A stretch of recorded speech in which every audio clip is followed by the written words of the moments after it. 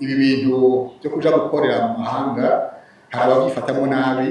Navuze ko dufise hano amapasiporo ashika 140 ngaha, 140 abarundi bagiye muri Serbie n'abagiye muri Korea bagaca babita muri Quebec. Hanyuma ibi navyo bikagira ingaruka mbi, bizibira amayira abandi bokurikiye bagende, kuko urabona ibyo bagenda bavuze bati tugiye kwiga cyangwa tugiye gukora, bashitse muri ico gihugu bagaca batora kugenda ahandi bidashira mu mategeko.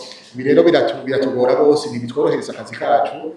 Muri aya akora tugomba gusinyanira nabo biratugora. Bavuze bati mbere haje abarundi bangana gutya, izi nizabonetse, bien sûr izi nizabonetse, nibaza ko hari n'izindi batashoboye gutora canke bene zo bazitamuye bakazigira ubundi.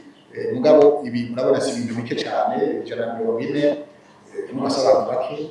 Ico gihugu baba batumbereyemo birabotera ingorane, natwe bikazutera.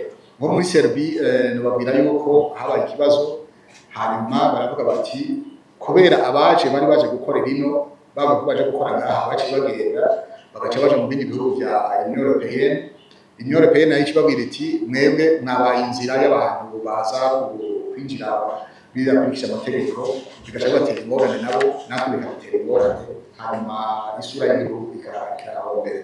Naha rero twaciye tuvuga tuti reka dushireho amategeko, tuzoze turagerageza abantu bagende bizwe n'amategeko, hanyuma cyane cyane n'abagenda bamenye ko bafashe engagement.